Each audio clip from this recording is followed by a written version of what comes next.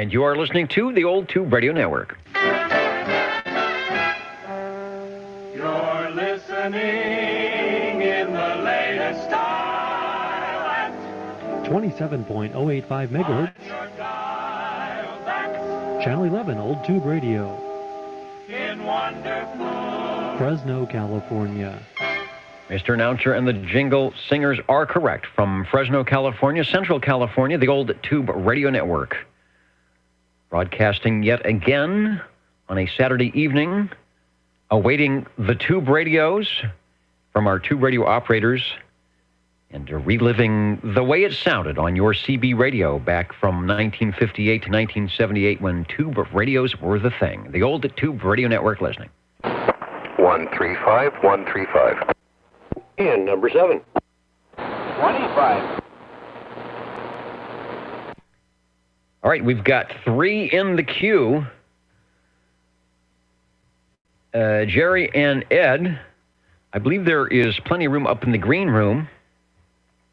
Head up that way. We'll get you as number 2, Ed, and then Jerry will be number 3 on the radio list. Starting out, though, let's head over to Mr. Green Arrow, SWL 135, who I have not heard on the AM mode for a while, so I'm glad you are able to break out into the radio cabana. I think that's where you are at, and give us a transmission on one of your classic radios. Over. Yeah, hi there, Dennis. Yeah, I'm out here in the backyard at the Bun E Cabana with the Easter Bunny. Happy Easter, everybody. Every bunny. Yes, happy Easter, every bunny. Okay, the radio here I'm talking on is from the General Radio Telephone Company in beautiful downtown Burbank, California. It's the Super MC11A, 24 channels, no waiting. 24 channels, no waiting. Of course, Channel 11 is our channel of choice. I'm going to give us a bird's eye view here, a little picture of the General Radio Telephone Super MC11A, and I think the cool thing, there's a lot of cool things about it, but the really cool thing about this is the photo we have is actually from your collection, and indeed it might even be the radio on which you are transmitting. Over. Not only might it be, but it actually is. It's the only one I got. So the one I took the picture of, yeah, this is it. Sounding really good, great audio. I'm noticing in the photo what looks like the stock microphonium, but your audio is so good, I'm wondering if you're doing something else other than stock microphone. This is the General, let me see here, we gotta get some light on it. Yeah, Charlie Mike 3, CM3, handheld gray plastic, unamplified type microphone. Sounding good, really nice audio, and as you know, we do archive the audio, so you can give yourself a radio check when we put them up on the Old Tube Radio site. Speaking of which, your Old Tube Radio, from what I'm gathering here, is a 9 tubes. They actually threw in 2 transistors in there somewhere. And with the addition of the ECLL 800 tube, that helps with the modulation quite some bit, I would say. Sounding very good. My question to you is, do you know, or could you estimate how long you have had that radio?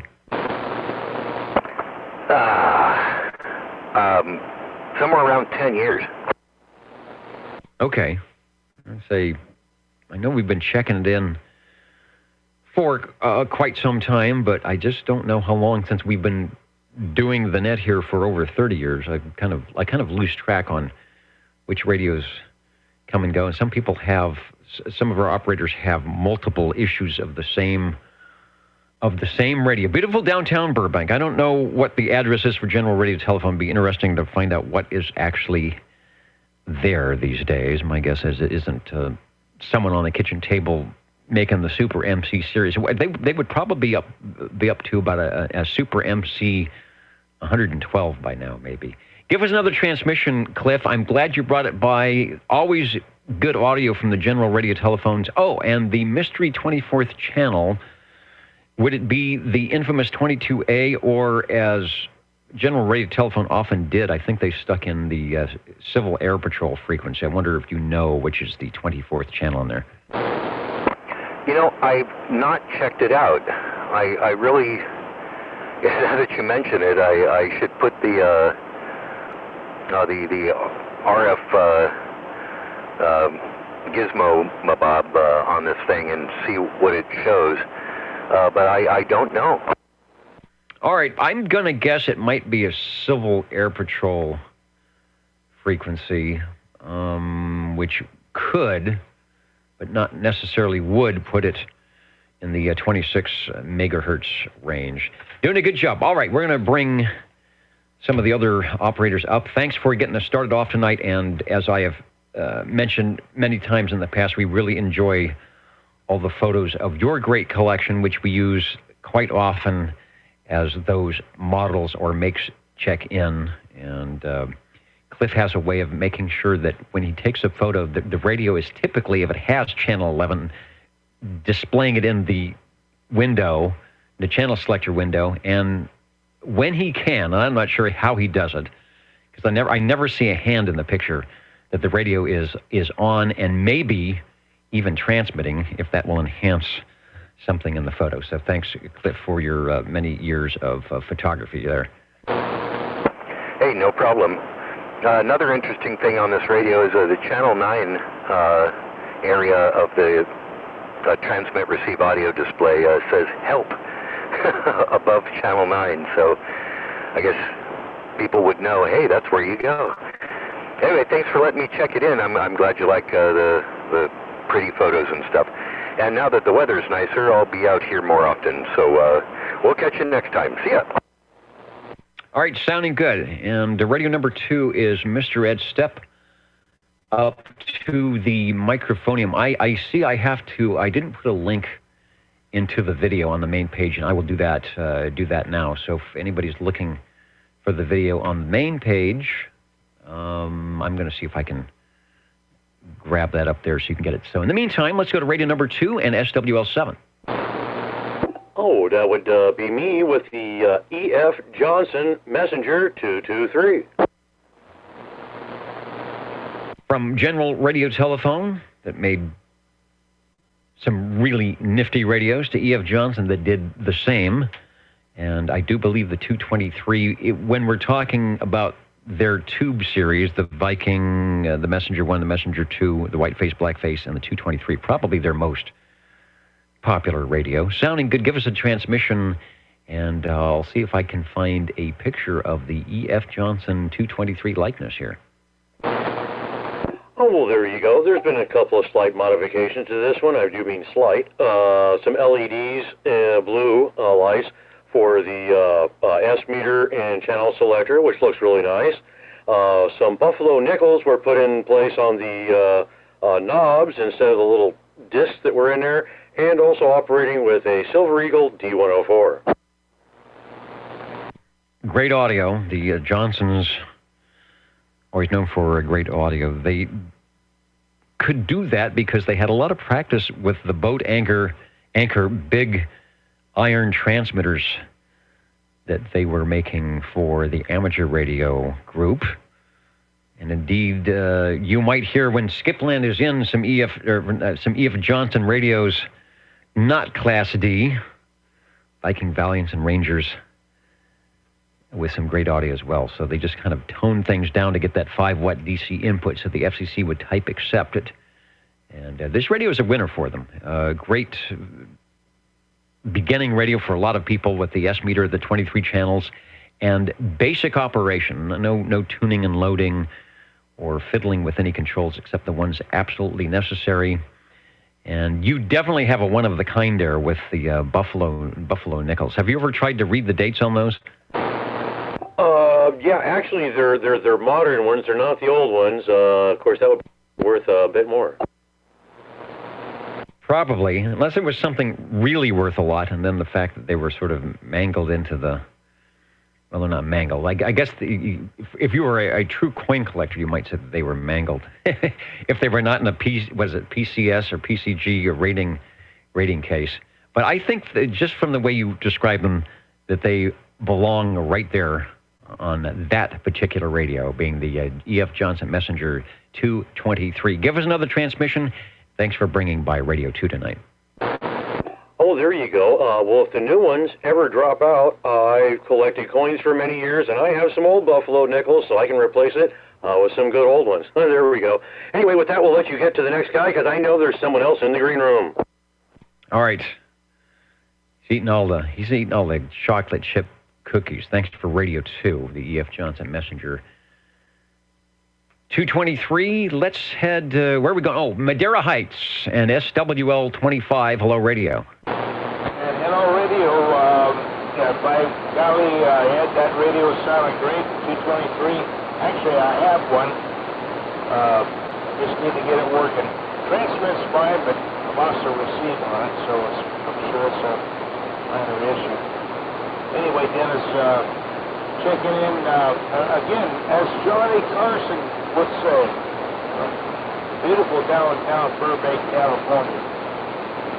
The General Radio Telephone MC5, and we're talking on actually a powered bike, the Turner Plus 3. I know that you're not supposed to do it, but it's the only mic that I had, and it seems to be working okay. So anyway,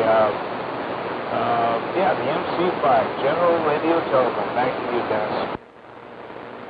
It is working well. The audio sounds good.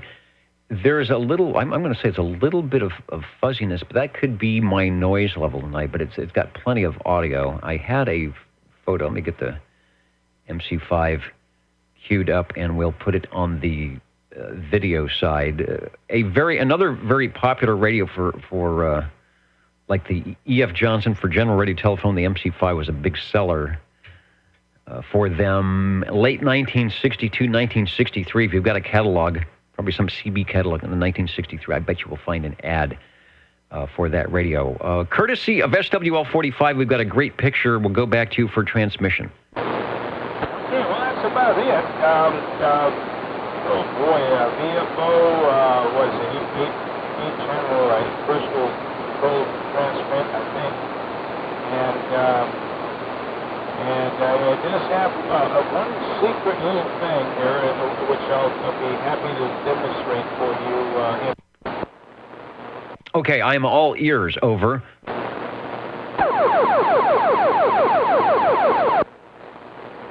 The infamous Martian ray, or as I remember it being called when you could buy those radios new, or maybe not so new, the Tweety Bird.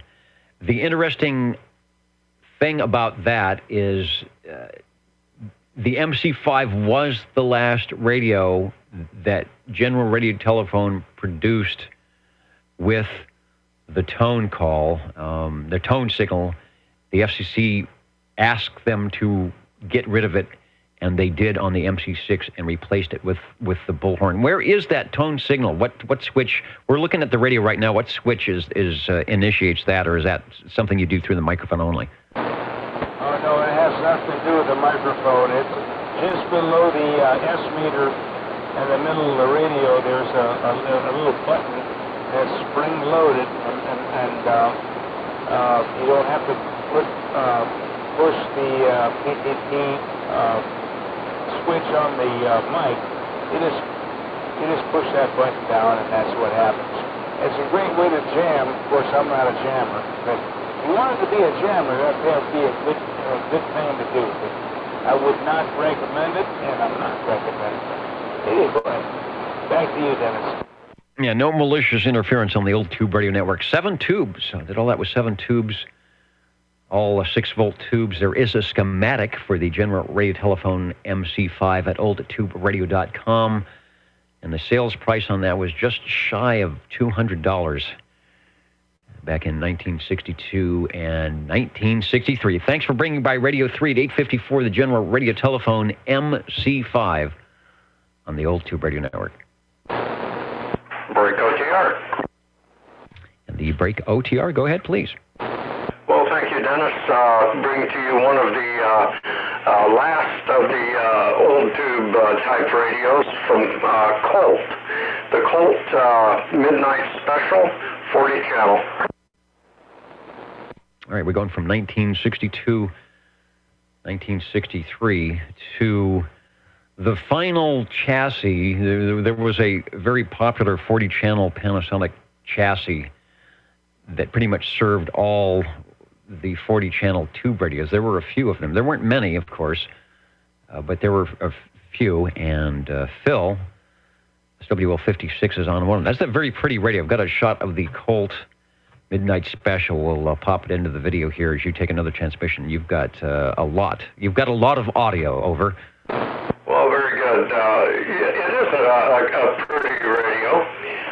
Let's see. It's got an RF sensitivity switch just below the meter, which, according to the faceplate, will drop at 30 dB minimum / minus 30 dB, and then max / normal for that switch. Let's see, it's got a squelch, a volume, and a clarifier. Also has a PA switch, and it has a standby position as well. All right, very good. I took my noise blanker off because I think it was adding a little bit of distortion in your audio. What microphone are you running with that? This is an amplified D104. I'm backed away from it just a little bit now.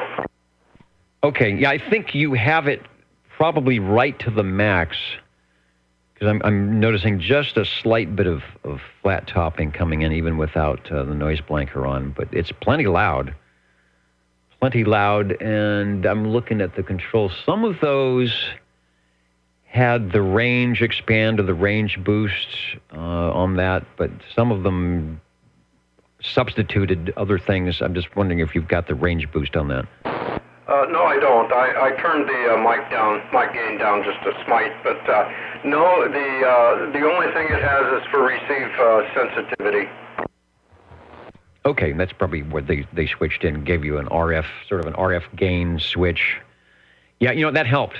That helped. I can run you with or without the noise blanker now, and that cleaned up the little bit of fuzz around the edge, and still very loud. I'm sure they're hearing you in Minkler. The Colt Midnight Special, one of the Panasonic 40-channel chassis configurations.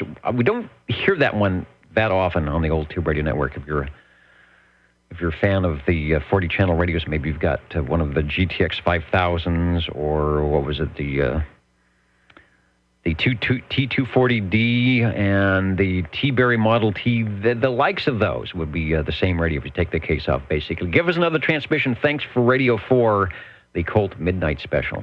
Well, thank you, Dennis, and back to OTR. 77. Number 7. Boy, the 7s have it. All right, let's continue with 77. You will be Radio 5, and then Ed will put in the Radio 6 position. I want to take a moment while I have my screen open here just to refresh the comments and see if there's anything to address. Let's see, John Lee. No audio during the check-in, or now also not getting your live feed. I've added the live feed. Let's make sure that's working. Yeah, I've added the live feed video. There I am. Let's see, John Lee. No, up at oldtuberadio.net. It's also available on YouTube. And again, I will state, I'm probably going to have to write this on the page. There is an audio control beacon button at oldtuberadio.net on the top of the page where it says Archive Database, Facebook, and then you will see the magic eye, the blinking magic eye control. If you click on that, it should open up some type of an audio player, and you may have to tell it to turn on if you're not getting audio. All right, thanks for standing by there, Dennis, while I do some technical jargon And You we may will have to tell it. Oh, to and I'm turn talking to on. myself again. Hold on again. There we go. And I will say, go ahead, sir. Very good, Dennis. And boy, some beautiful sounding radios out there this evening. Every one of them, just the audio is just amazing. And glad to jump in there and wave a hand and let everybody hear the old Cam 88, Cobra Cam 88, B&K Dynascan Corporation. Boy, what a smooth sounding radio with audio that sounds more broadcast than what we would normally hear on CB. Want to wave a hand to Eddie, who's watching in on the video from North Carolina, saying Happy Easter. And, of course, Crazy Bob DJ, who is on Vintage and Antique Facebook groups, running a live feed for those of you watching us or listening to us out there in the Old Tube Radio Network here in Central California. Hopefully we are going to grab some of your favorite radios tonight, and maybe we'll get some hints. What do they say in QST? Some hints and kinks on how our operators go about putting these things on the air. I'm going to ask Dennis how he gets such great audio out of the Cobra Cam 88. Back to you. Well, we've tried a couple of different microphones here recently, but we're back on the old 60s vintage 664 from Electro Voice. It seems to be the one the radio's happiest with. And we are running through a little Behringer tube preamp, so it'll drive the radio hard enough. And other than that, this is it. We sure love the radio, and it's really enjoyable. Even the audio through the big speaker out the front of it is really nice to listen to. That's part of the fun. We talk about being in the driver's seat. We all like to be, I enjoy being in SWL and listening to these radios. But if you've never owned one before, being in the driver's seat is sort of like stepping into a very classic car with the fins and chrome and the big steering wheel. And all those safety features that you've come to love on your Cobra 148 or your Striker do not exist. There are no airbags on the Cobra Cam 88. You take it for a spin, and you have to be nice and play right. And Dennis is doing a good job with his classic microphone into the audio. Let you know that you really don't have to scream into things to make them sound good. The tube radios, of course, are a little bit more forgiving, I think, when you do that. Back to you for another transmission, and let's see. I was looking at the picture. Radio. There is a microphone. Is there a headphone jack in the front? Is that what that is? Yeah. It's got the quarter-inch headphone jack. It's also got the Dynaboost. That's 1, 2, 3. That's in. 4, 5, 6. That's out. Probably about a 50% decrease. And then 7, 8, 9 back in. And it is. It's like I don't know. I kind of think of a 62 Cadillac. Yeah, pick the car you want. Some of the radios that check in, I would definitely say they are 62 Cadillacs, and some of the other radios that check in might be a 62 Valiant or a 62 Falcon, but we love them all, and they all have a place to park here on the Old Tube Radio Network. Dennis has parked as Radio 5 with Cobra Cam 88, encouraging those who might be in the high fidelity mode, sort of like I am. There is a group, Perry Mayer, that runs the high fidelity CB audio. And a lot of the guys are doing it on the transistorized solid state sets, and they sound great with the direct inject.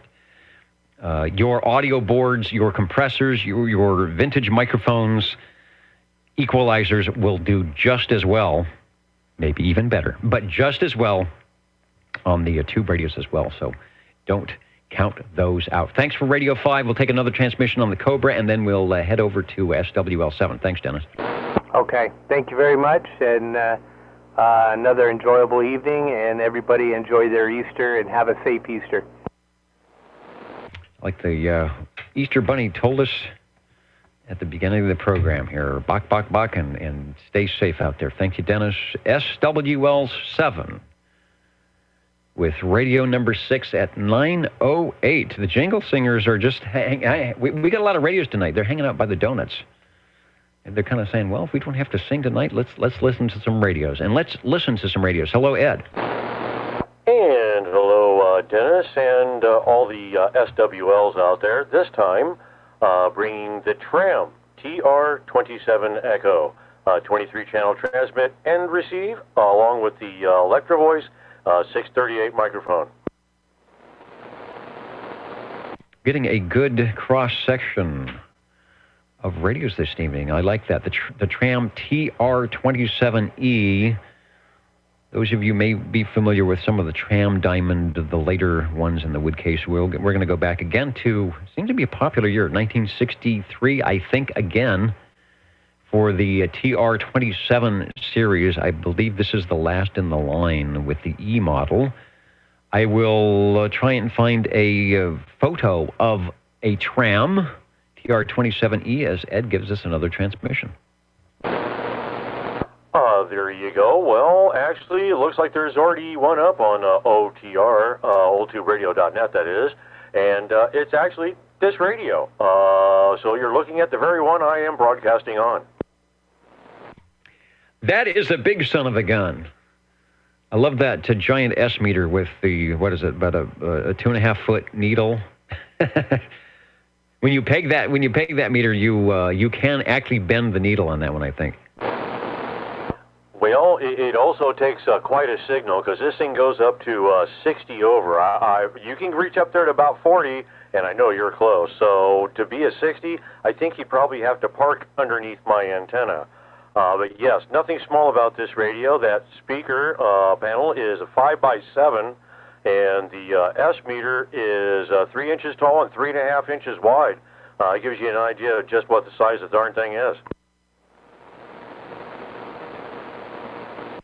Sounding good, the old Tube Radio Network here. And like Dennis, who checked in prior to Ed on the Cobra Cam 88, Ed mentioned that he's also using one of the classic,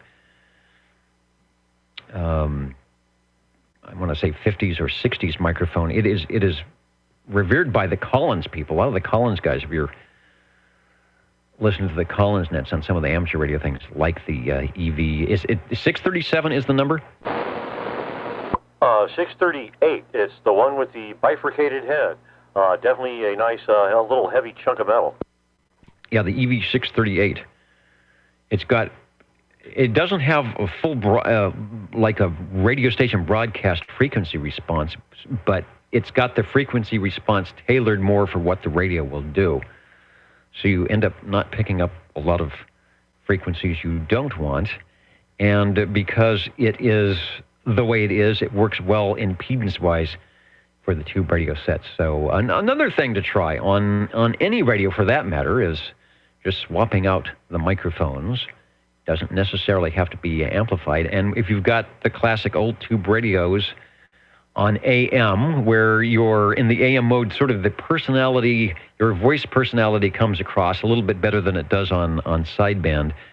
The other thing you can do to tailor your personality or make the sound you want is choose your microphonium, like the way Ed did. Radio 6, the Tram TR27E from 1963. Give us another transmission, and thanks for bringing it by on the Old Tube Radio Network. Oh, thank you very much. Yes, this is the microphone that settled on after trying a couple of different Electro Voices, statics, Turners, and one night here on OTR. Tried them all out, and everyone agreed this one sounded best, so it stayed on the radio. And we are glad it did. Thanks for checking in.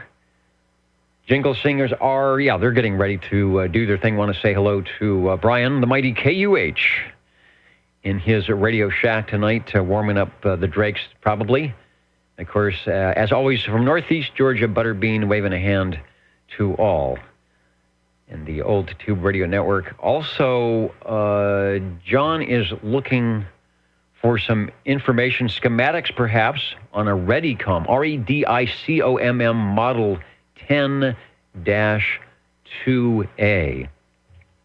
I haven't heard Harvey on tonight. I don't know if anyone else listening would ring a bell. A Redicom Model 10-2A, if we can find any information on that, or someone knows how to find the elusive search to find the information on that. The Old Tube Radio Network, Jingle Singers telling us the magic place to be on Saturday night.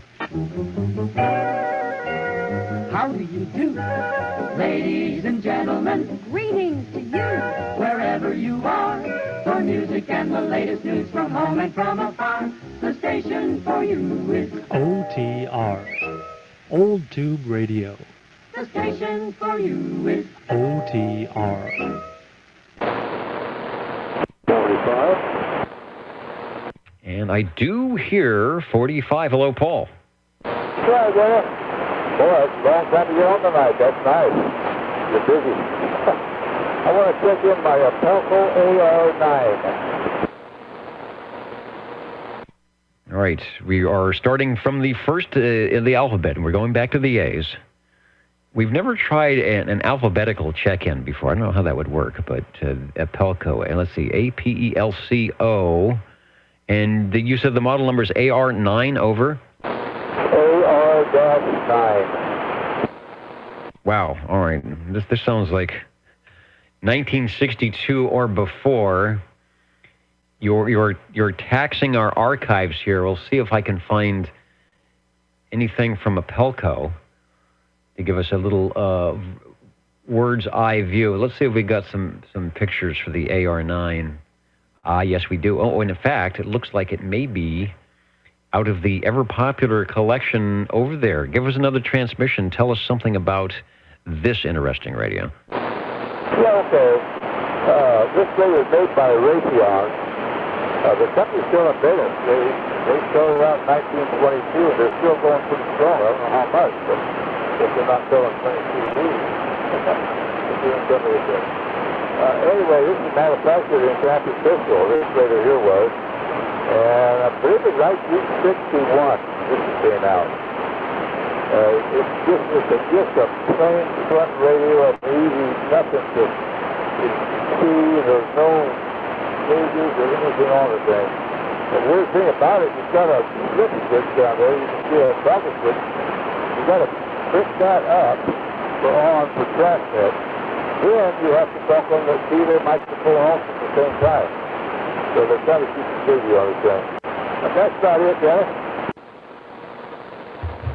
Wow, all right. You do have to operate that radio a little bit. It's like we were comparing things to cars. Well, that's the 62.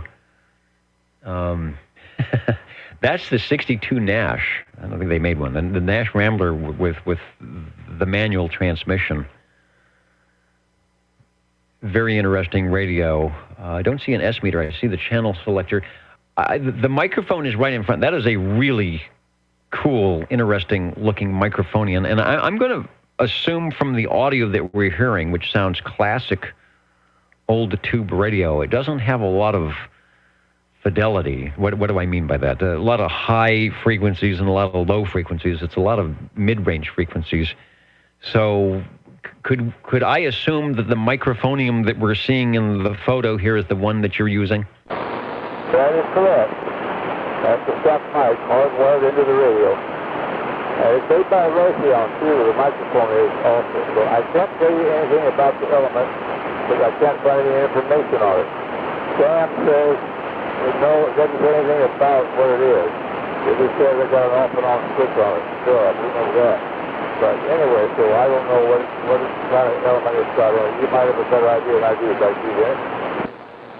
Well, I'm having the same issue. I see that it's listed in Sam's CB1, and typically, I think what we found, most of the radios in CB1 are the first issue, so I wouldn't be surprised if that's a 1958, 1959 radio.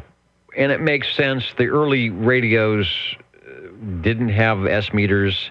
They didn't have 23 channels. Again, this was the new Class D citizen radio service where you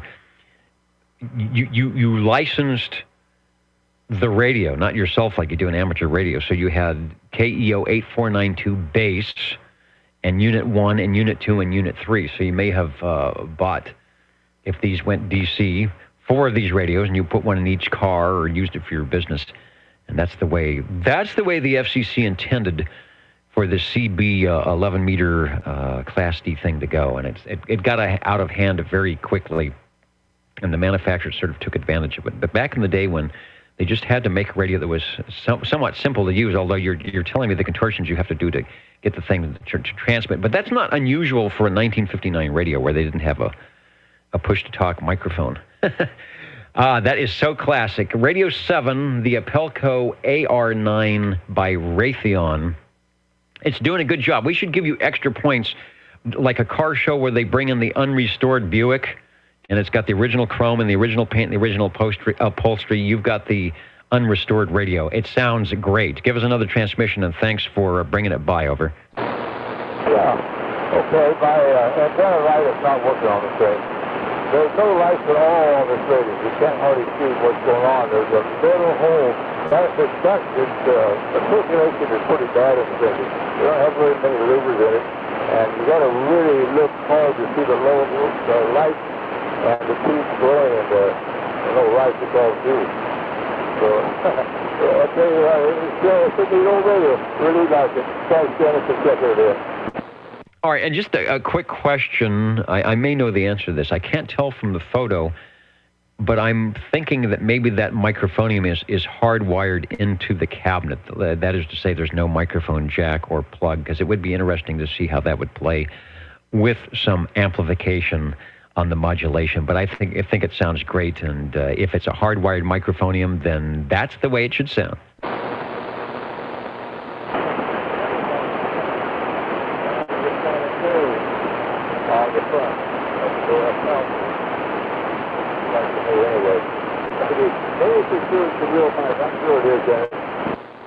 All right, very good. Yeah, you like the Halocraft or CB3A carbon microphones. You really have to be right into that one to get your audio up to where it needs to be, but we like it. Apelco AR9 by Raytheon here on the Old Tube Radio Network, Real Radio's Glowing in the Dark.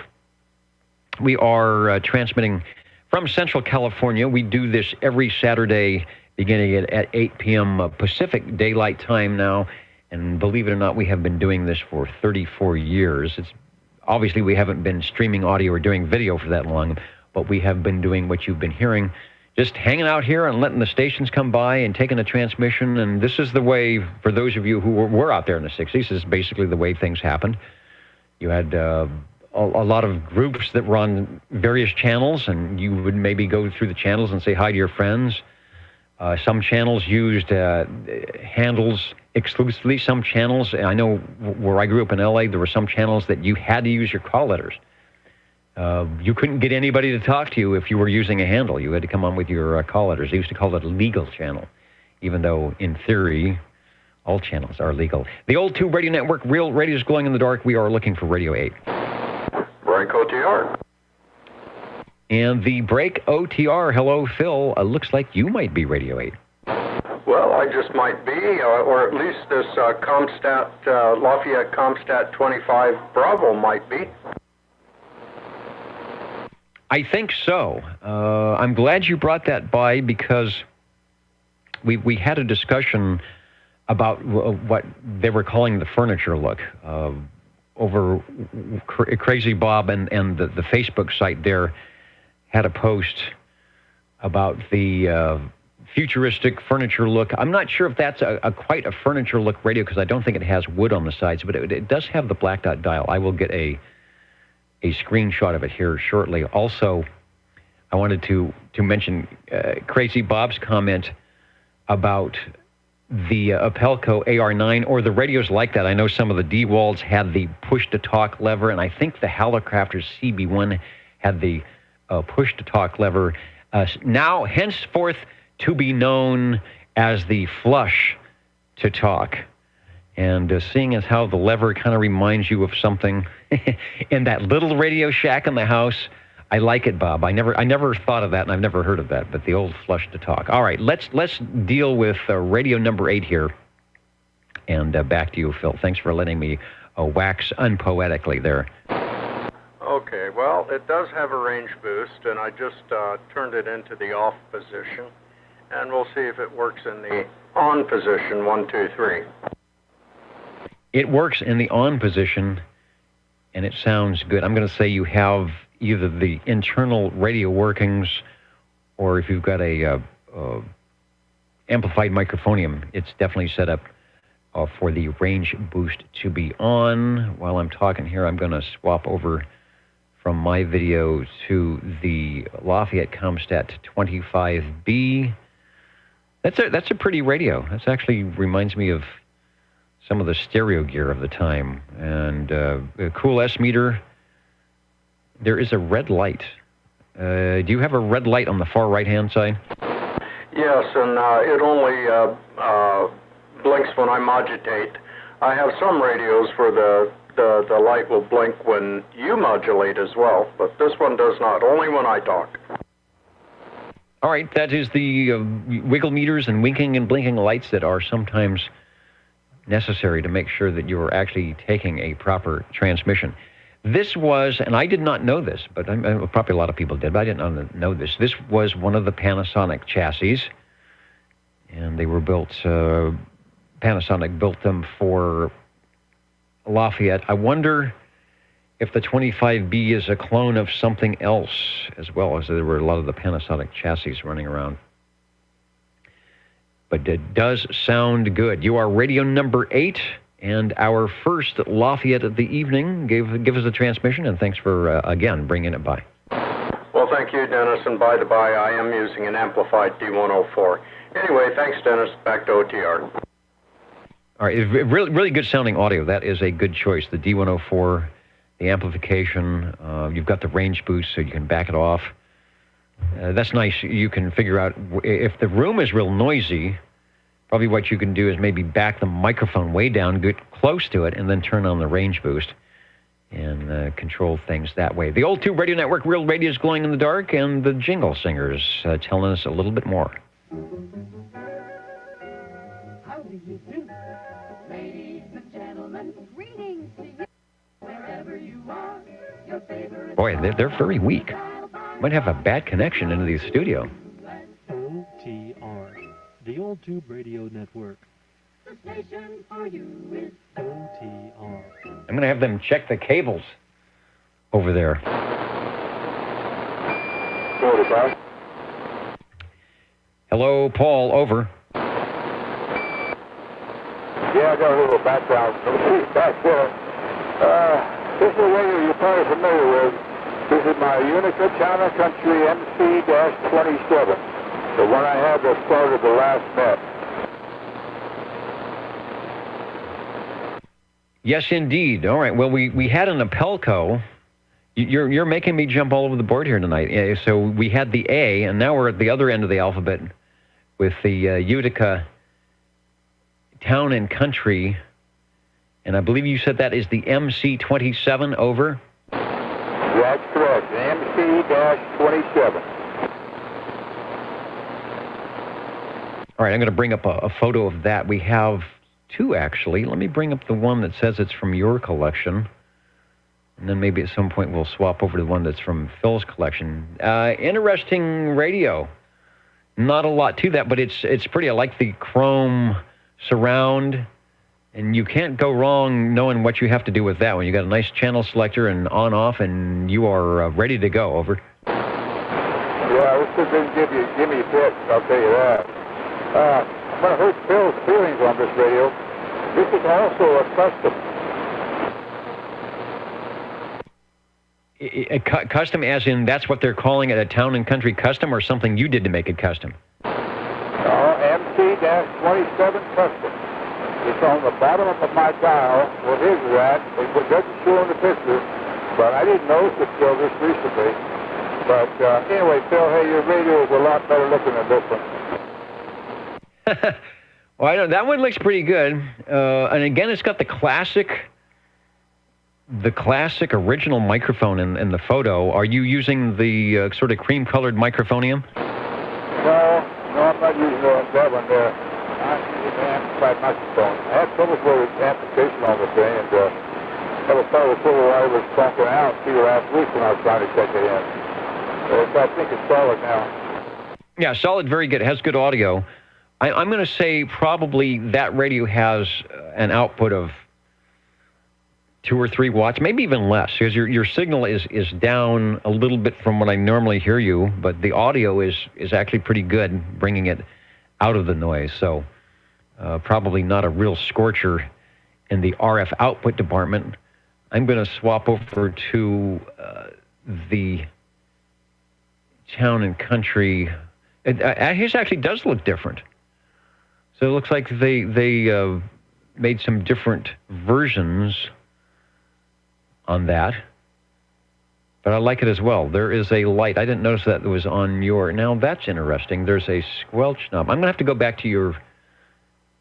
I'm sorry for the confusion here, but I actually want to go back to yours because I thought you had a microphonium.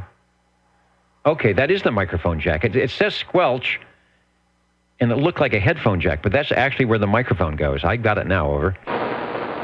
Yeah, that's correct.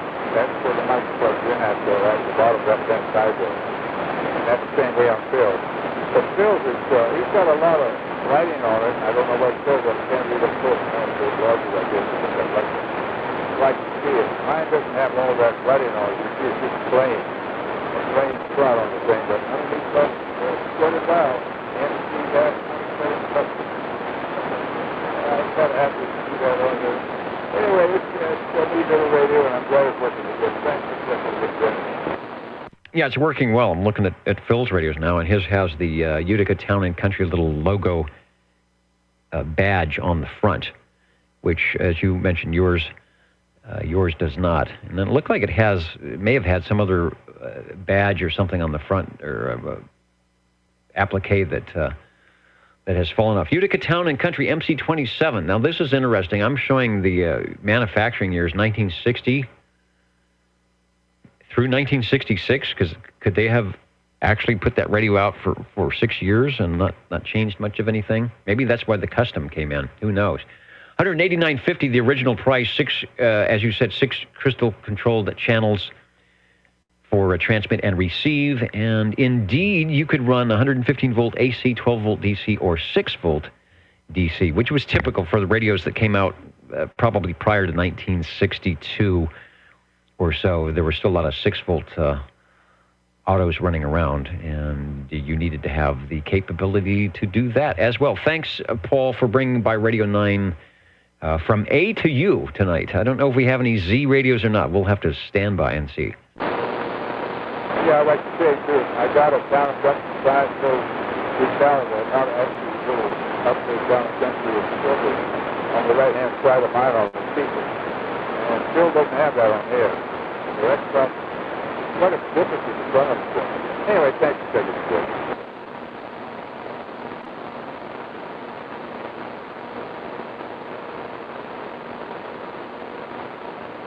And who else is waving a hand? DD21. Waving a hand on the video. Also, EDA 396 from Nashville, where I bet they have some probably good sounding radios in Nashville, I bet. And Timtron up there in Pacific Northwest saying hello, radio. We were hoping, we've had a little bit of a warm spell here in the Central Valley, and we were thinking maybe that would promote or induce some of the E-skip, short E-skip that we get to the Pacific Northwest, but nothing so far tonight. The Old Tube Radio Network, we're looking for radio number 10.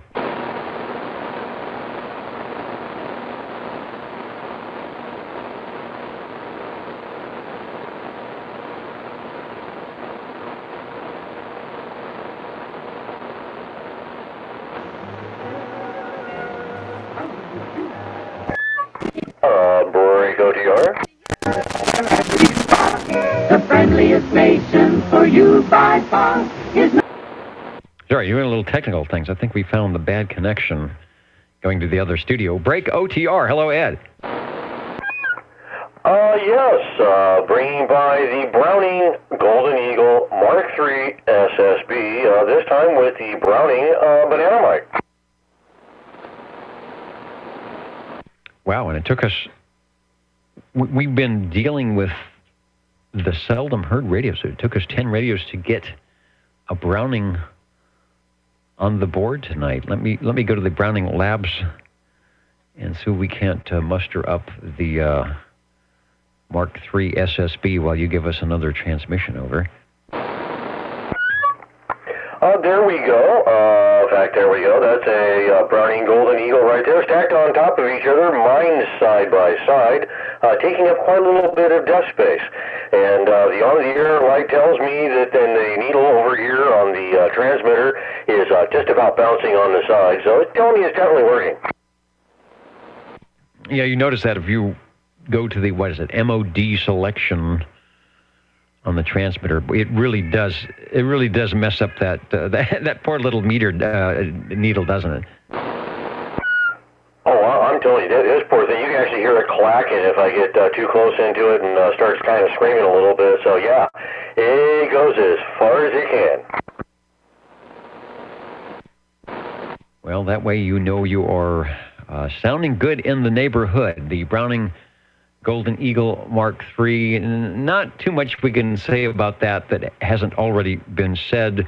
They're offering, starting at 1972, I think is when they switched over from the Mark II series and had the transmitter. They had an AM transmitter that would go with that series that was not quite as big, but what they did is they put all the sideband and adapters and all in one box and matched it nicely.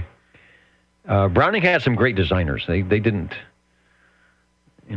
try and mess around too much changing things. Just keep it simple and keep it pretty decent looking and cool, and then charge a lot of money, but make it really good, and people will come. People will buy it. $650, $750, I think, at the end of the run for that radio in 1976. It's sounding good. Give us another transmission.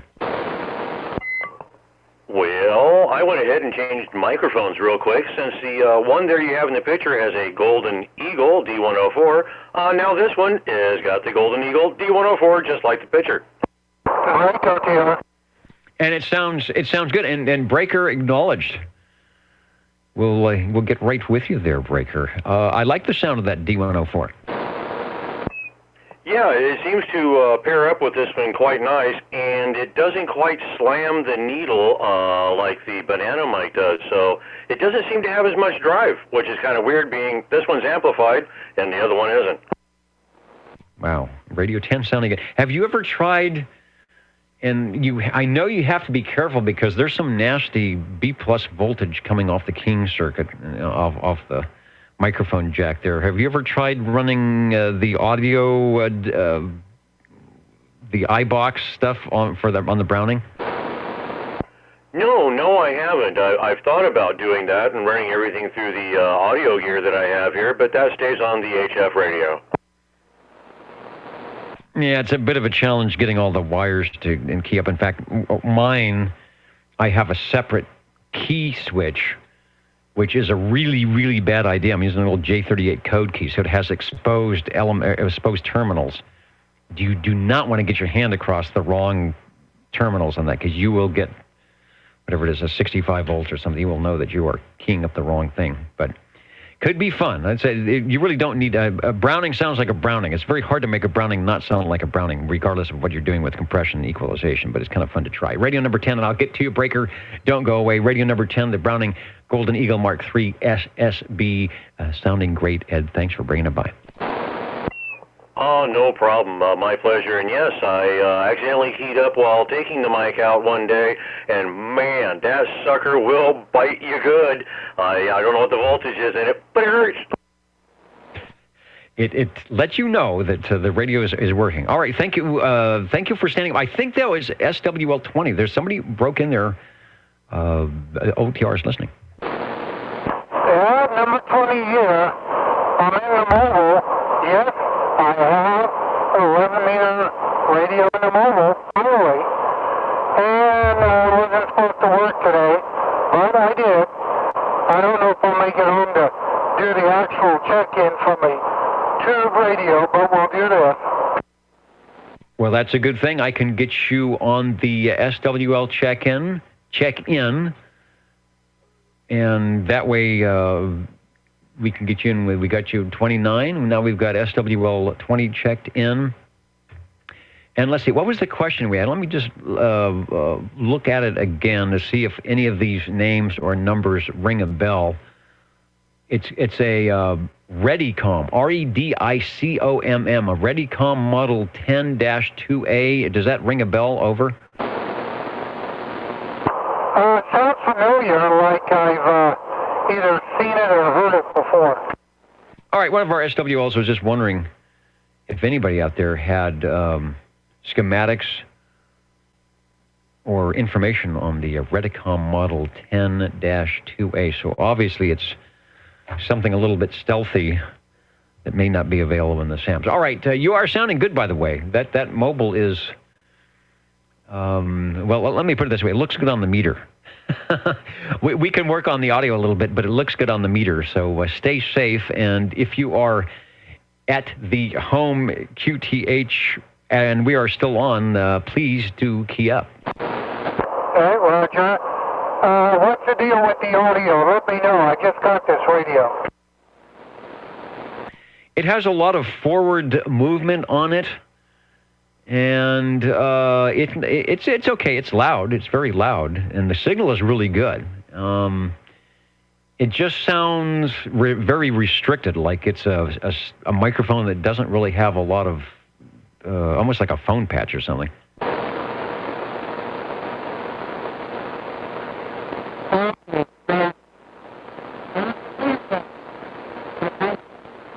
But I actually can't adjust the mic gain in the dark.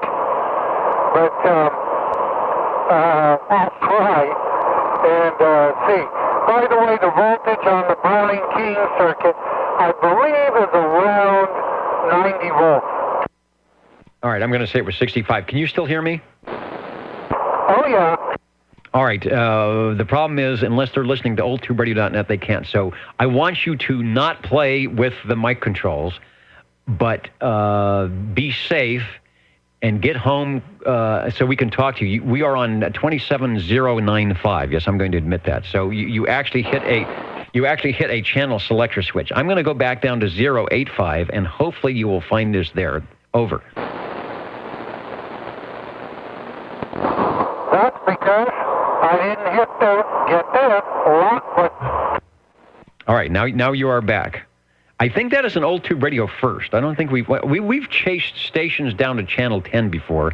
As we've said, if you can get close enough to channel 11, we'll check you in. But I don't think I've ever chased anybody into the RC channel as well. All right, Harvey. The radio has a great signal and a good footprint on the S meter.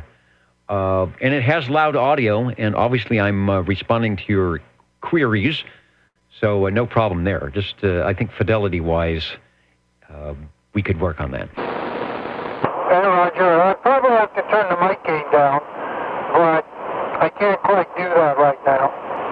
But, yeah, by saying I had to hit the lock button, that kind of gives away what kind of radio I'm using. But every time you turn it on, you're in the open mode where you can, go channel up, down. So I'm learning that when you turn it on, if it's where you want to be, hit the lock button. Lock buttons are a good thing. And yeah, I'm hearing a little bit of road noise, but you might have a window open or something like that. So mic gain could help you out a little bit. All right, very good. Good to hear you in there, and we've got you checked in on the SWL side, so not a problem. And also, waving hand to TJ. Hello, TJ. Good to have TJ in on the video side.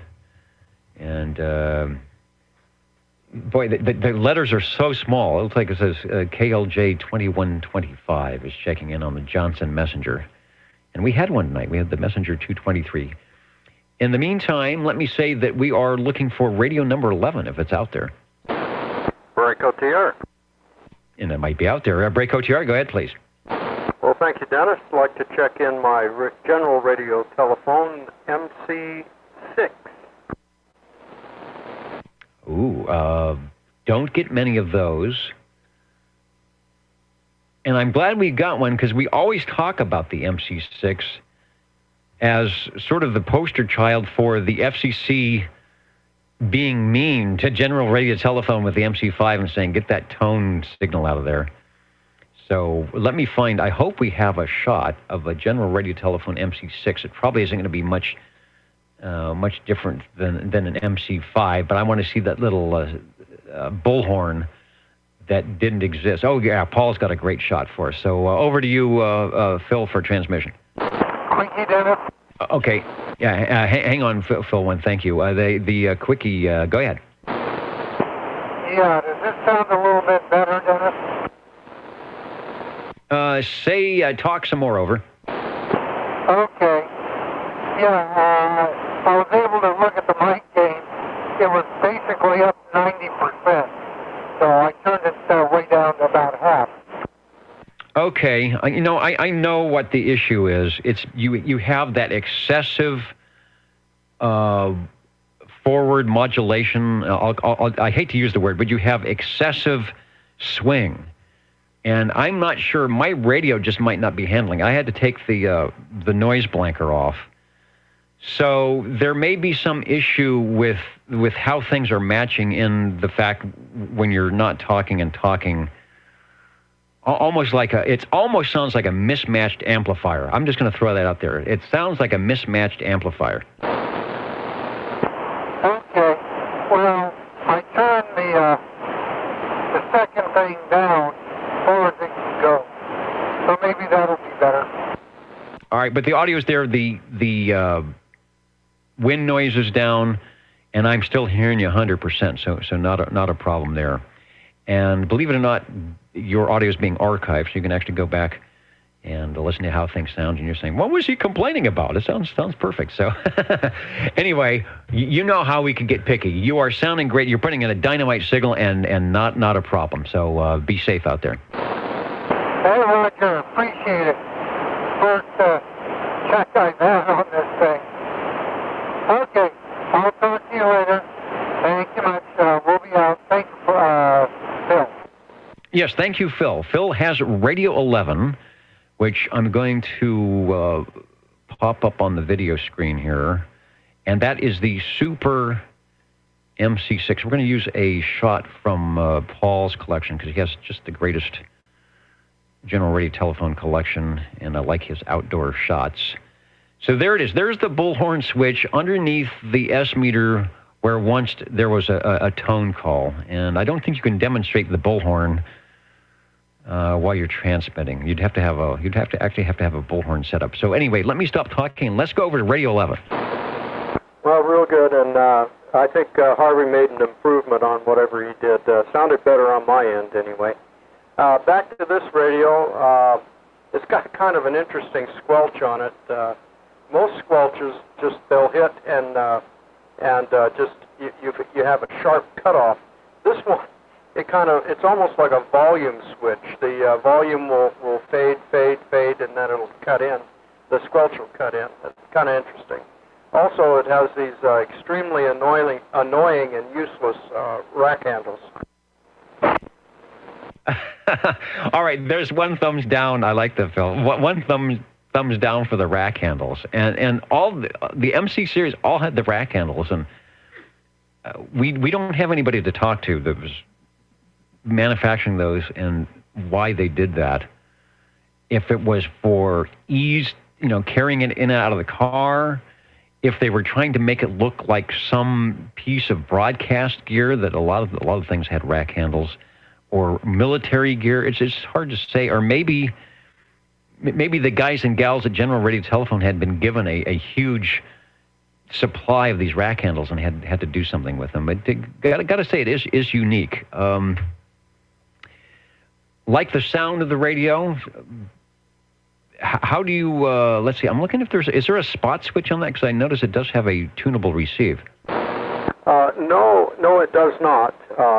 This one does not. It does have a local and distant switch. I assume that's just for the receive. I'm on distant right now. Let's just check it on local. I think that's mostly for the receive. 1, 2, 3, back to distant. 1, 2, 3. Yes, over. Yeah, that did not change your transmitting whatsoever. I didn't think so. I think it's just for the receive on it. Anyway, yeah, the rack handles are so close to the face, you can't get your fingers in there to utilize them, and it makes it very difficult for you to function the on-off volume and squelch. Just kind of there for, well, no good reason.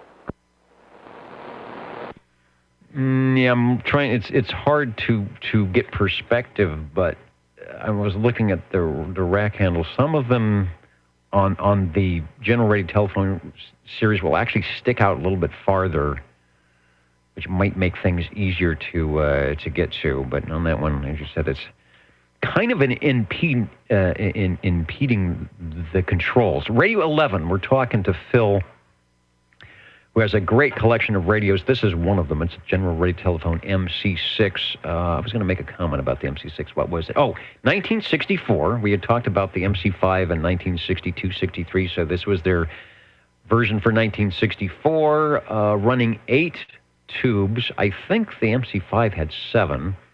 Not sure what changed on this. 4 crystal-controlled, continually tunable. Oh, okay, 4 channels with the tunable receive, and it looks like there was maybe a crystal socket there you could transmit on. 8-tube transceiver. And an interesting note, in 1964, these radios sold for $199.95. That was the list price. And then I've got a note here, in 1965, they dropped the price to $159.50. So that was actually a pretty decent price drop, and not a bad price for a radio like that. Maybe the fact that they weren't 23 channels or something hurt the price point. Not sure. Phil, it is sounding good on the Old Tube Radio Network. Well, thank you, Dennis. And this is the original equipment manufacturer's handheld type microphone. Thank you, Dennis. Back to OTR. All right, and thank you for checking in. We got a lot of original sounding tube radios tonight in the Old Tube Radio Network, the way we like it on OTR. What are the magic numbers? 27.085 megahertz, channel 11. Are the magic letters? OTR. Right here in Fresno, California. Radio Magic. Old Tube Radio. For you.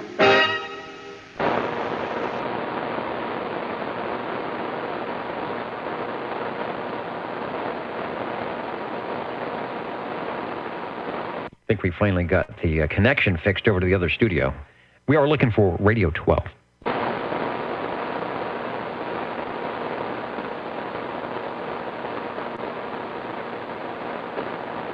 Oh, and Stan chiming in. Sorry, Stan. Sometimes when I'm on the photos, I can't refresh the comments, but thanks for the information. On the MC6, and Stan, SWL71 has one.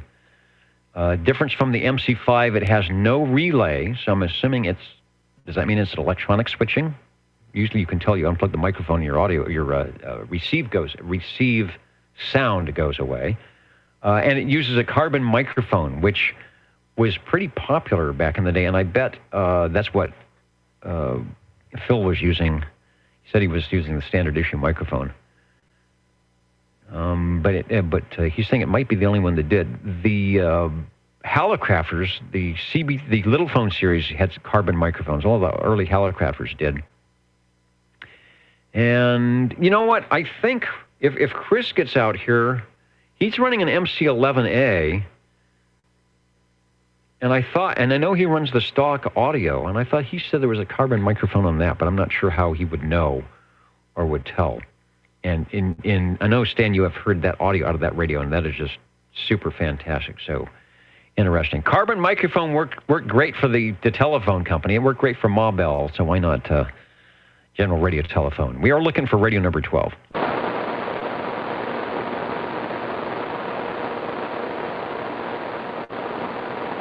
Contact. This is the contact frequency. Go ahead. Hello, Dennis.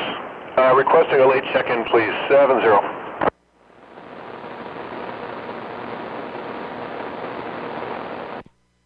All right, I can do that request. I appreciate when the requests are easy, especially in the daunting hours of the net here, where all I have to do is go to the SWL check-in page and find the number. That may be hard to do sometimes, and we're talking to SWL 70, and then the hardest thing is figuring out where did I put the shortwave listener list? Should be underneath. Oh, you know what? I'm taking notes. Oh, I got put underneath everything. Sorry about the confusion there. This should be this should be a very easy request. There we go. SWL 70 is checked in over. Thanks, Dennis. I'll do my best to make it more difficult next time. Thank you. I thought that was my job. All right, yeah, you can check in as SWL 72 or something, and then I'll really be confused. Morgan Canyon sounding good tonight. Thanks, Mark.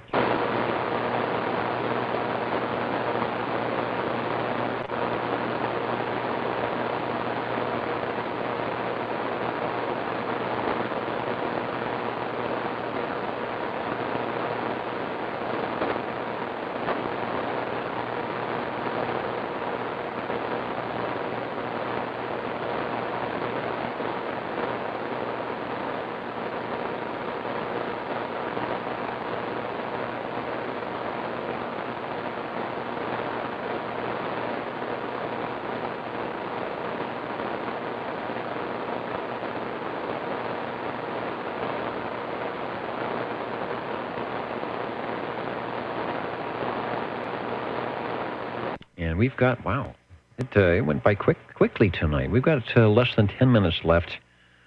So if you need to get checked in, whether it's on the SWL page or warming up an old tube radio, looks like you have time. I know a lot of people are out and about here for the holiday weekend, and some of you have an early call in the AM. So I appreciate all the stations that have been out there tonight checking in, and we will take as many as we can get before we sign out tonight. The Old Tube Radio Network is listening, and we are waiting for radio number 11.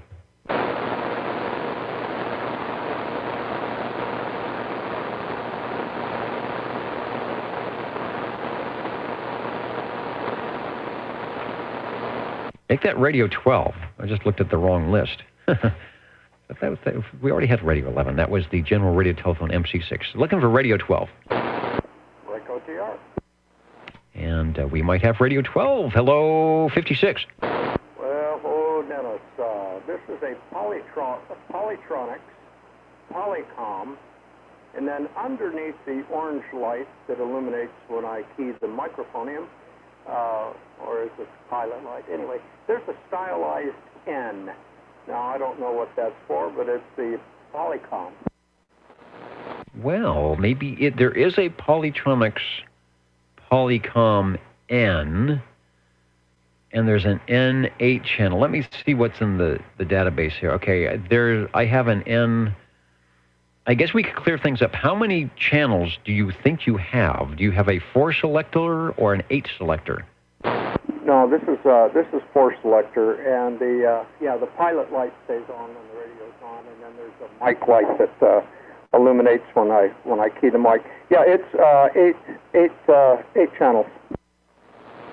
8 channels. All right, I'm showing a Polycom N, and then I've got a Polycom N 8 channel. Wait, the audio is doing something very interesting. It was way down, then it came way up, and it went way down. I think it is warming up. All right, I'm gonna pop up the photo of the 8 channel Polycom, and we'll go back to you and see where how the audio is doing. Over. Okay, well, I'm using the OEM handheld microphonium, and I'm a little closer to the microphone now. I'm showing peaking at about 60 dB on the modulation. Yeah, it's way up. It was sounded like the radio wasn't quite warmed up before because it just had an interesting sound. The audio was there, but it just sounded like you were 20 feet from the microphone would process. Anyway, you got plenty of audio now, so you can probably go back to a more comfortable microphonium grasp. And we are showing the 8 channels. What if I've got the right radio? It looks like there's a couple of white spots underneath the... Oh, I bet I know what that's for. Underneath the speaker, where you could actually write in something. Not underneath the speaker. The channel knob has 4 white dots where you pencil in or mark in what crystals what channels you've purchased for the radio. Oh, you know what? I think I've made a mistake here. Let me make sure that you are on the you have a 4-channel radio. Is that correct? Yes, 4-channel. It's Polycom, and then underneath the orange pilot light, there's a stylized N. Okay, perfect. I do have the correct photo up now here at Old Tube Radio Network. We've got the 4-channel selector, and yes, the little balloons, if you will, bubbles, that you could put in, I guess, with pencil, whatever channel you might have crystallized for that. And then there is the stylized N below the light. What is the light? Oh, the light says Polycom. They like to say Polycom on there, don't they? Yeah, I guess so. This is the original handheld microphone. I'm getting about 60% on the peaks. It's dropped a little bit. It'll get a little closer. Anyway, the microphone is extremely heavy. It's almost like they made it out of a billet stainless steel or something. Again, it has a good sound. It has a good classic tube radio sound. It has a lot of low frequencies in it. Seems like a lot of the stock mics we've been getting tonight have a limited frequency response, but that one doesn't sound bad at all. Unfortunately, the picture that I'm showing of the 4-channel unit shows the microphone jack, but it doesn't show the microphone that came with the radio. I'm gonna switch quickly back to the 8-channel unit, and it shows the microphone is hanging on the side, but I think it may be similar to what you've got. It looks like it's a metal or a silver case to it, and it looks like it could be heavy. Yeah, it is. It's very heavy. Like I said, it's almost like they machined it out of a billet, but I doubt it. But anyway, it's original to the radio, and haven't had this one on for a while, so I'm glad to get a good report from it. Yeah, it's warmed up well. It's sounding very nice. If you listen to the archives, you'll hear the first key down where it had me scratching my head. It said it sounded like you had processed your voice in a weird way and did something to it. I was going to ask you, what's going on with the microphone. Now it's very good. And some interesting facts about the Polycom, or Polytronics. They had a Polycom PCN, which is the one you have and the one we're showing, and that was a 4-channel unit. They had the PCN/6, which was the 6-channel, and a Polycom PCN12, which was a 12-channel. Obviously, they had an 8 because we had a shot of an 8-channel. It was 1963 was a great year. This again showing up as 1963. The price about $189.50. So the price point right in there with the general radio telephones of the day. Oh, okay. I stand corrected. The Polycom PCN6 was the 6-volt DC version, and the Polycom PCN12 was the 12-volt DC version for your mobile radio pleasure. So you'd order it up that way. So in theory, these would all be 4-channel radios, but you would order it whether it was straight 115 volts or whether you needed it to work 6 and 12, which wasn't, I guess, an uncommon thing in the day. You know what? That says it has a new Vister stage in there somewhere. So you might have some decent to receive going on. Well, the receive is good, and it has a relatively large speaker, a super large speaker compared to the general, but a small speaker compared to the tram. Yeah, well, compared to the tram, sometimes a lot of things are small. 12AX7 for the speech amp. and a 6BQ5, which was kind of standard for the output modulator those days. Doing a good job. It's a cute little radio, and like I said, once it's warmed up, it's actually got some very good signal, and the audio is from the stock microphone, not sounding bad at all from the Polytronics Polycom N. It's Radio 12. Give us another transmission, and Phil, thanks for bringing it by. Well, thank you, Dennis. Back to OTR. And OTR Jingle Singers are saying it is time almost to get out of here, but first, let's see if the connections are still happening between here and the studio. Let's do some spelling. OTR. 27.085 megahertz. Channel 11, Old Tube Radio. Old Tube Radio.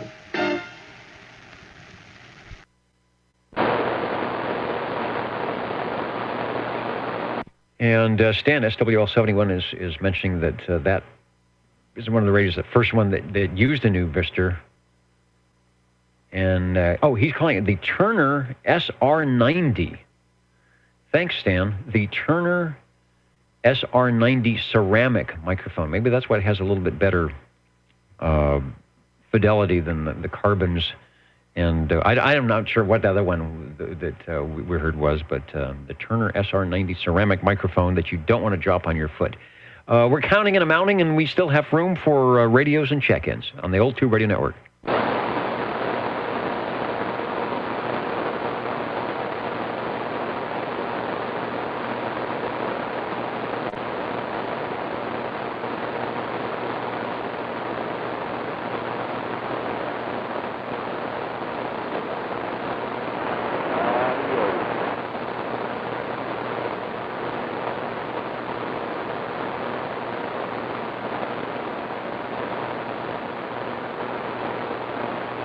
And there is a shot of the Turner SR, I'm getting it wrong here, it's SR90 ceramic microphone. That is indeed the one we saw. And that's actually very classic, the design on that. That is actually a cool microphone. Let me pop up for those of the video. I'm showing it at oldtuberadio.net. Thanks, Stan.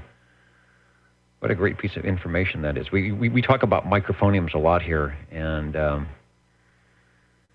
even if it doesn't sound good, Phil, don't get rid of that microphone. Don't drop it. But a very cool retro look to that. The Turner microphonium.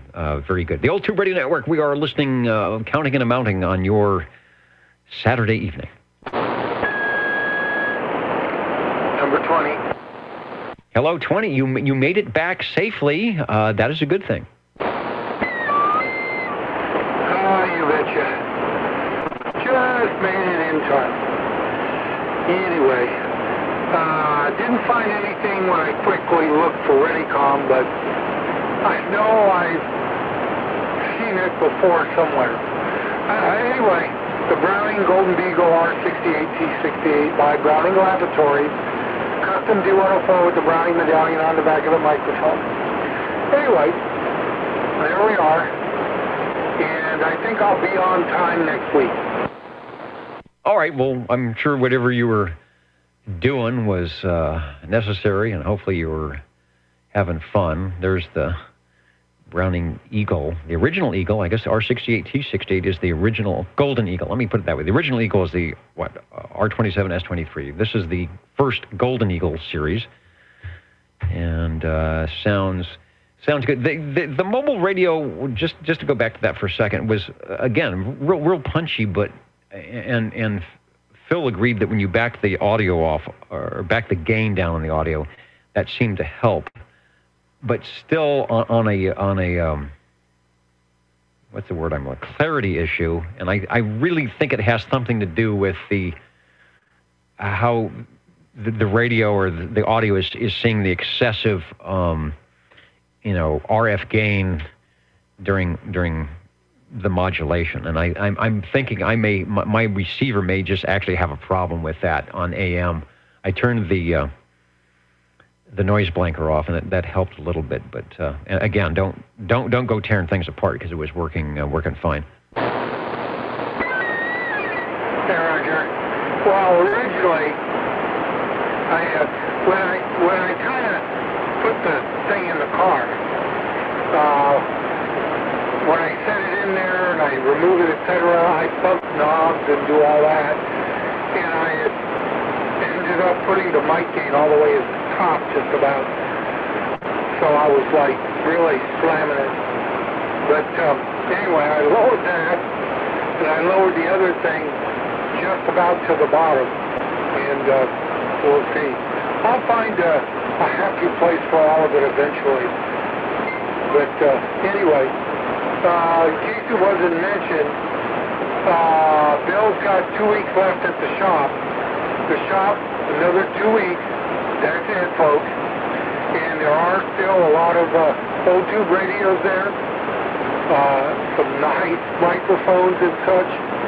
And of course, all the other regular stuff is there, or, you know, some of it, etc. Plus some other bargain things out there in the shop, the garage area of the shop.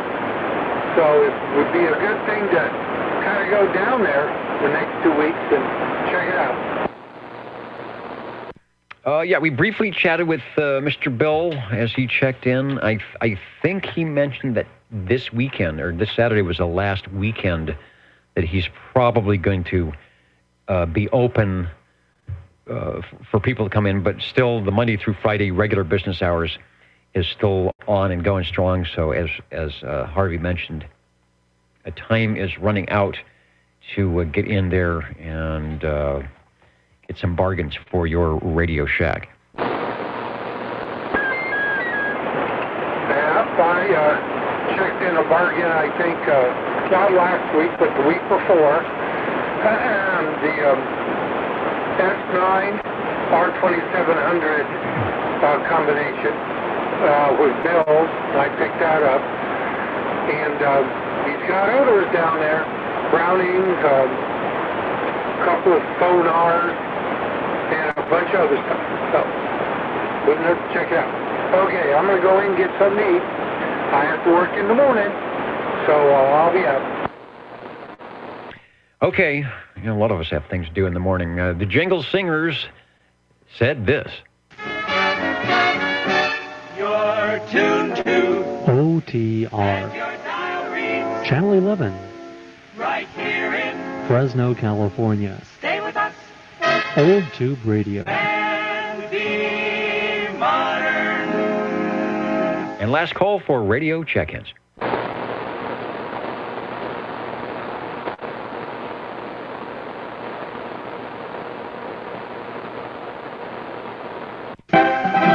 Ladies and gentlemen, time now for the current OTR totals.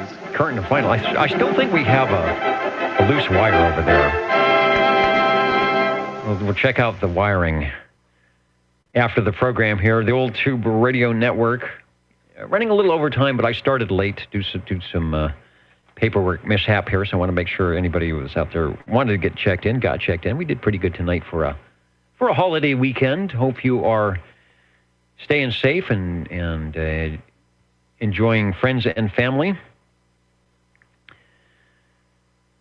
Where am I at? Oh, yeah, the shortwave listeners. We had 9 checking in on page 1, 17 on page 2, 12 on page 3, and 12 on page 4 for a total of 50. We are in week 5 of the 8-week roster, so next week will be week 6. Didn't add anybody new.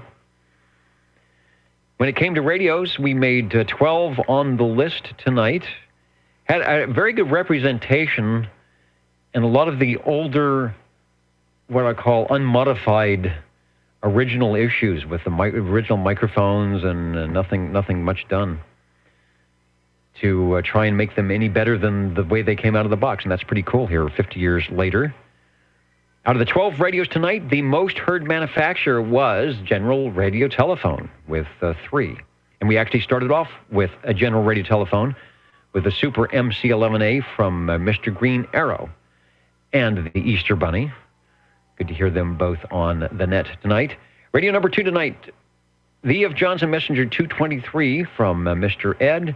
Radio 3, the General Radio Telephone MC5 with the tone signal, the last of the General Radio Telephones to have that device. Thanks, Jerry, for that.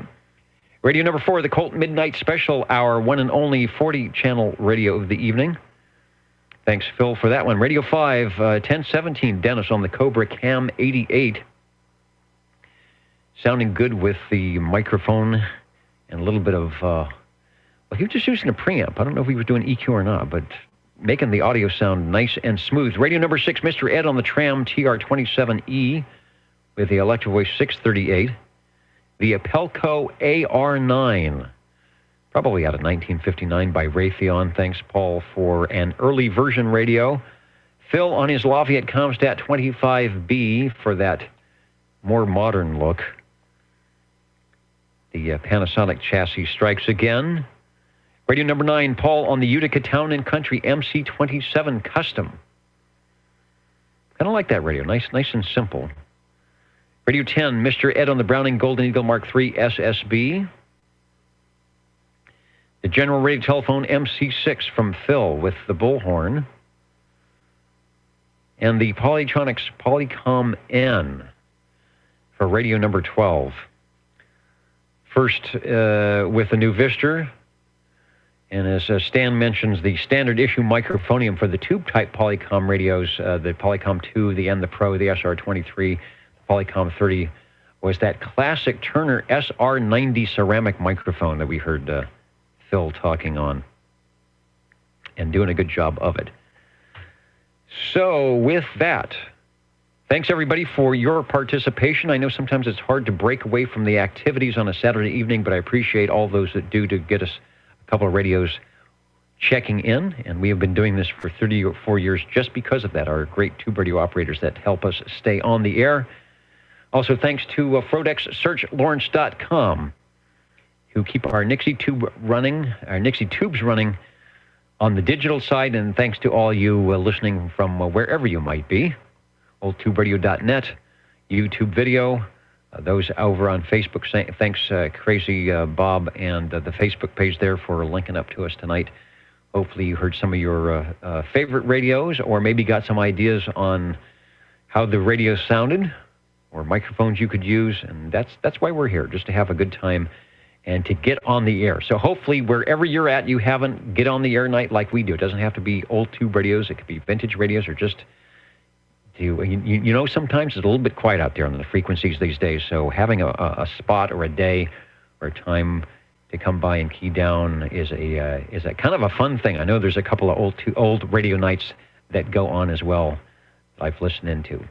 Good stuff. 73, everybody. We will catch you next time. Have a great Easter. And we will be back next Saturday on the Old Tube Radio Network. 73. Good night. Good night. Great job as always, Dennis. Pleasure hearing you out there.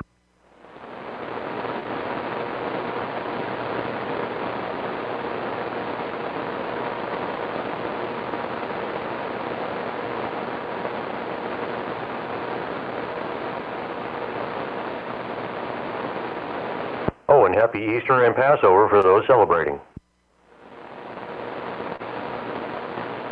You got somebody calling you, Dennis, if you're still there. You know, I still have the headphoniums on, and I will actually pay attention to them. This is Dennis over.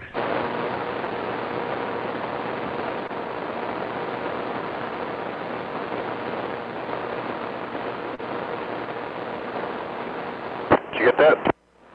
You know, I did not hear anything. I know you're up a little higher than I am, beaconing over the valley. I'm going to make some receiver adjustments, have them try it again, but I'm just not even, I'm not discerning anything. It's either 61 or 51. Oh, 61? I think he said 61. That would be a Dean, 61. There you go. He said 10-4.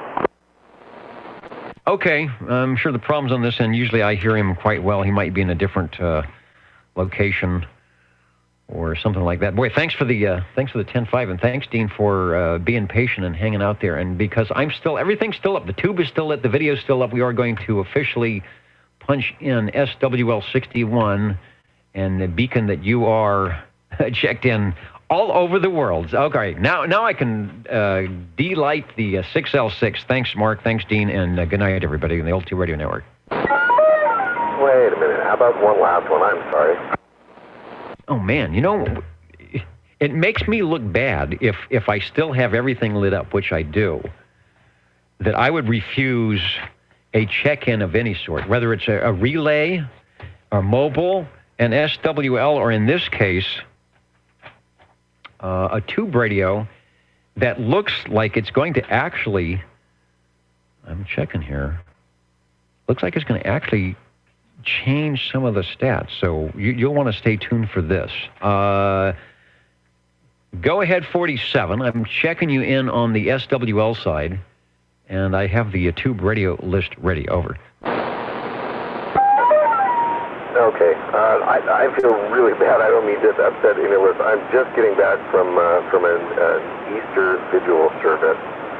And that sucker went long. So I'm done playing an instrument. But now I'm if we're still going, I'm playing on a Browning R27S23 with a great, really ginormous on-the-air lamp.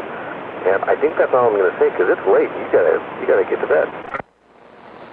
It is late, and we had one of our other SWLs who had to leave early because he's playing music, performing in the morning, and which you might be as well. But you were performing tonight, and so we'll stay up. Okay, I've got the advertisement up that shows the R27S23, the Eagle, and it's under Birds of a Feather, and then their mobile version of such called the Raven that Browning did in 1966. So you are Lucky Radio 13. We'll log you in officially at 10:18, and with the addition of the Browning R27 S23. I thought we had another, yes. We actually have 3 Brownings because we added the one from Phil. So that's we have a tie now with the Brownings and the General Radio Telephones, SMR's Heard manufacturer. Back to you. Okay. Well, since you brought it up, those Ravens, those are mighty cool radios. I would absolutely love to have one. Mounted in a car somewhere. You're definitely not going to be mounting this one. For anyone who's not particularly familiar with these R27S23s, there's a lot of real estate that this radio takes up, and well, I'm sure that someone's probably done it before. Not me though. There's too many pieces to worry about, and with all the knobs on the transmitter and receiver, just distracted driving tickets all over the place. Well, obviously, that's probably why they wanted to make a one-box radio with this huge S-meter, but a little dinky channel selector, and maybe make you go off the road less. I swapped to an actual picture from the advertisement of the radio. This is a 3-piece because it's including the business band amp, which Mike is not running, I want to add, but sounding good. Don't need that. Don't need that amplifier. That's always a good thing. I wish I did have that little amp that you're talking about. It's been a long time since I've looked at the picture of one of those guys, but they're definitely pretty cool. But now this thing's cool even without it. It's fun to look at, fun to operate. And it's great. And of course, I do have the unamplified banana style mic, which is pretty cool. I like it. It feels good in the hands, and hey, it looks pretty cool as well. And it helps you orchestrate that key up ping as you can move it around and swing it, and maybe not injure you or someone else. And I misspoke. You were actually Radio 14. Harvey's Radio 13, but we got a good juxtaposition between the Browning Golden Eagle, which is Radio 13, the R68T68, the first Golden Eagle, and the first Eagle, or the first one that I guess the Eagle name showed up on, which is the radio that Mike is on, the R27S23. All right. Well, I'm glad that we were still lit up to get you checked in. Hey, thank you. I certainly appreciate it. usually try and take some sort of a handheld or something with me to check in on the way home. But I'm super glad that you're still out there. I gotta ask one last thing. Who's the other musician that we have here? That is SWL 147. Let me make sure I've got his number right. And that is Neil. And he's out in North Carolina. He's one of our digital SWLs. And I want to say, and he checked out early tonight. Otherwise, I'd ask him. Normally he stays in late. He stays up late. I want to say he's also in the brass mode of operation. Oh, my gosh, that's great. Well, you'll have to help me remember about that. And I don't do Facebook or any of that stuff, so if he ever does check in, you got to ask him. I'd be very curious to find out what he plays. Anyways, on that, I'm hungry. I'm going to get a late night snack here and get to bed so I can wake up for the services tomorrow morning as well. So happy Easter, and thanks for being out there. And what else can I comment on? You get good luck for tomorrow, OTR, if you can tell me what TV show I'm watching right now. Oh, see, I'm a radio guy now. It is, Charlton Heston is doing something. Of course, I'm watching the Ten Commandments with all the cool special effects back before there really were special effects. With the tradition, I like that old school stuff. It's, obviously different. But it's old school, and I like old school, which is why I'm playing with this radio. So, anyways, on that, thank you. Food time, TV time, and let you get out of here. Thanks again. I appreciate you staying in the captain's chair for a couple extra minutes here. Have a good week. Yeah, us old tube radio operators, we're a sucker for the non-computer generated stuff, the Ten Commandments and the Wizard of Oz. I've got your breaker. Don't go away. To answer your question, Mike, I pulled up a page called Jazz Day, where Neil is performing, and it's got him under trombone. So there's the answer to your question. And the breaking station, I hear you now. Go ahead. Yeah, Dennis, it's Copenhagen Field, number 61. I was in the mobile space in the wrong direction, so I ran home when I remembered. Yeah, no problem hearing you now, and I appreciate Mark is up in the hills there a little bit and has a little bit better ears than I do. So I actually, on the last transmission, the last time around, I actually heard your number, but this one you're back up to your normal self. Thank you, sir. You guys have a wonderful Easter. All right, same there. Okay, now let me go back to the main page. I don't even know what I've got. I don't even know what I got popped up. I still got the radio up there. All right, anybody else?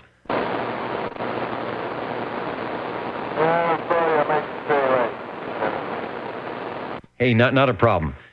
I've got, when I get out of here, I've got plenty to do to keep me busy, and I have an early morning call. So this was good. And it went by fast tonight. Man, did it go by fast. All right, that seems to be it. So good night, everybody. 73 from the old Tube Radio Network. We'll catch you next time. Thank you, sir.